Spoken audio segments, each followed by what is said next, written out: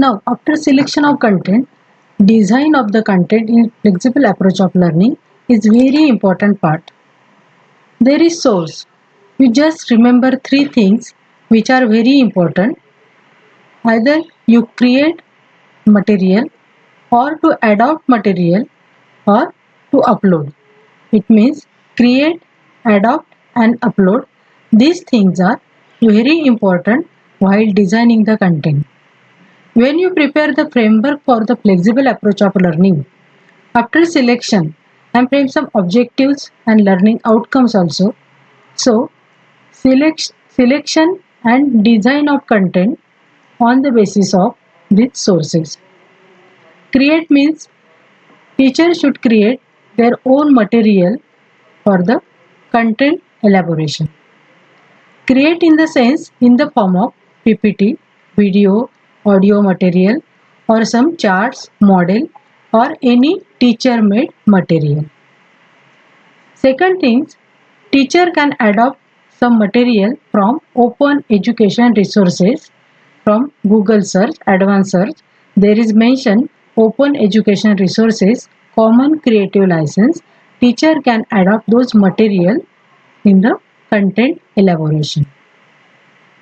Also upload website links, blogs and other Google site and other offline material teacher can upload for the better explanation.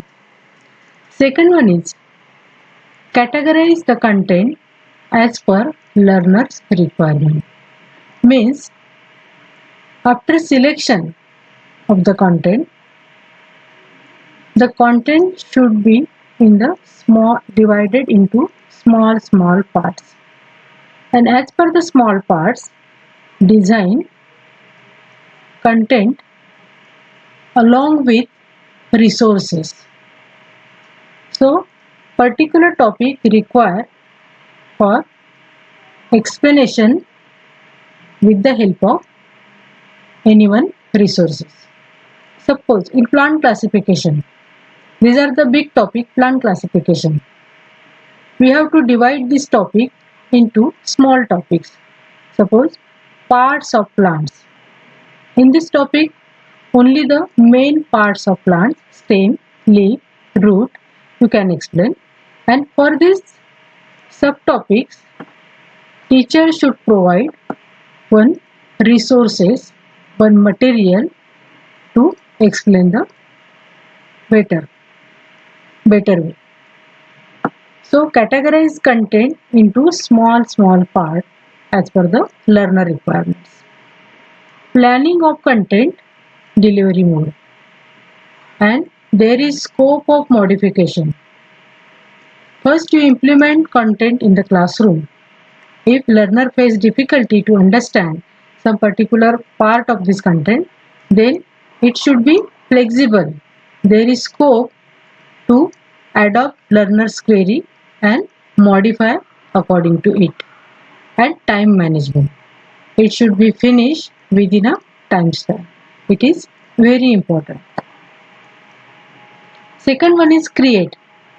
Teacher can create in the form of following ways: PowerPoint presentation, PDF file, Word file, video, audio, reference books, library database, journal articles, documents, charts, models, poster, documentary, some pictures, stories, website links, blogs, or any interactive teaching aids teacher can use, Flipkart, planner board, and collaborative tools also. So these are the various ways teacher can create, adopt for the resources, the content elaboration. Content, type and nature of the learning content, communication, tools and strategies suitable to all learners, interactivity, instructional methodologies which facilitate learner engagement, assessment, instructor take assessment and feedback about learner performance. Also, learner can take assessment of unit design and instructor performance.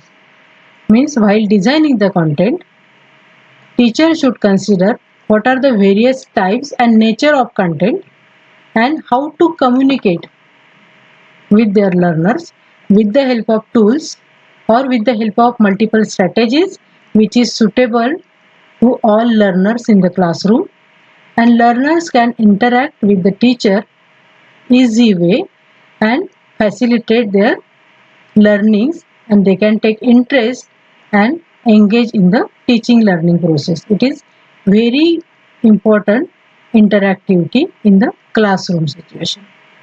And type of assessment, instructor and learners both can have opportunity to take assessment.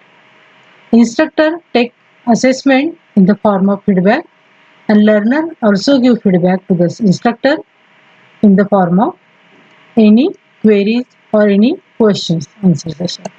So these are all the required things for the selection of content.